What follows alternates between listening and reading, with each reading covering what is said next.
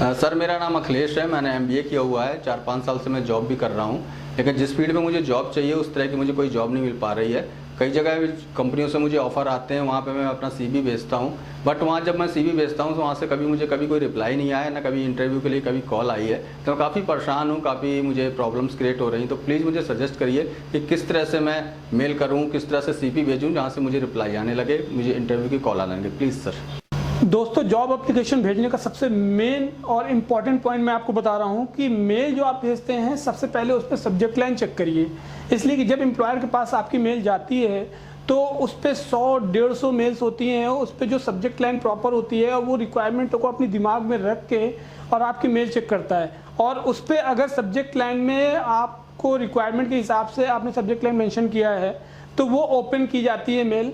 Most of the time ऐसा होता है कि बहुत एक्सपीरियंस लोग होते हैं जो सब्जेक्ट लाइन मेंशन नहीं करते हैं और उसकी मेल नहीं ओपन होती है। क्लाइंट आपको रिप्लाई नहीं करता है, एम्प्लॉयर आपको उसका मेल का जवाब नहीं भेजता है, ना ही आपको कॉल के इंटरव्यू के लिए कॉल आती है। तो सब्जेक्ट लाइन कैसे मेंशन करना मैं आपको बताता हूँ। सबसे पहले आप जो है सब्जेक्ट लाइन में job application for the post, जो भी आप पोस्ट के लिए अप्लाई कर रहे हैं, उसके बाद आपका जो एक्सपीरियंस है, आपका एक्सपीरियंस 5 ईयर, 10 ईयर, 2 ईयर जो भी एक्सपीरियंस है उसके बाद एक्सपीरियंस मेंशन करिए डैश लगा के, और उसके बाद अपनी क्वालिफिकेशन मेंशन करिए। दोस्तों, मैं आपको बता दे रहा हूँ कि अगर आपका एक्सपीरियंस इंडिया का है और अब्रॉड का है तो वो दोनों एक्सपीरियंस आप मेंशन कर सकते हैं। Experience 2 years India, 2 years abroad, ये एक्सपीरियंस आपको सब्जेक्ट लाइन मेंशन करना है। उसके बाद क्वालिफिकेशन भी सब्जेक्ट लाइन में मेंशन करनी है। दोस्तों, दूसरी बहुत ही इंपॉर्टेंट चीज़ मैं आपको बता रहा हूँ कि मेल की बॉडी में आप क्या लिखें।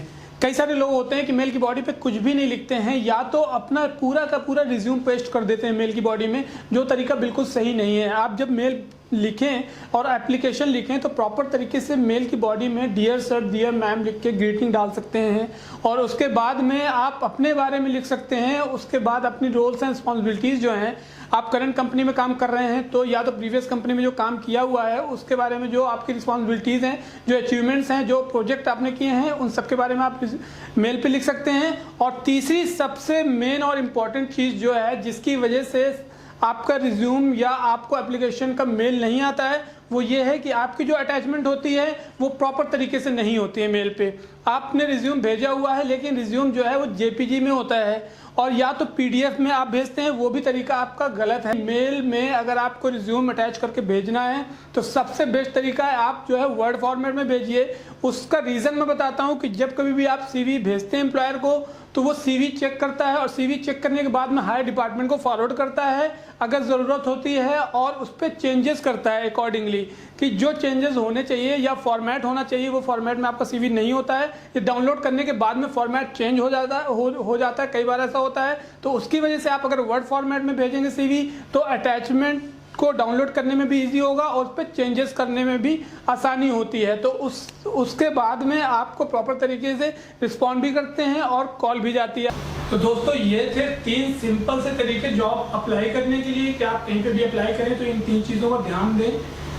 आपको हमेशा पॉजिटिव रिप्लाई आएगा और प्रियोरिटी में आपकी मेल चेक की जाएगी। तो दोस्तों, इस चैनल को सब्सक्राइब करें, लाइक करें, शेयर करें दोस्तों में जिनको इन्फॉर्मेशन नहीं है और जिनको लगता है आपको कि इनको पता होना चाहिए, तो प्लीज़ आप शेयर करें।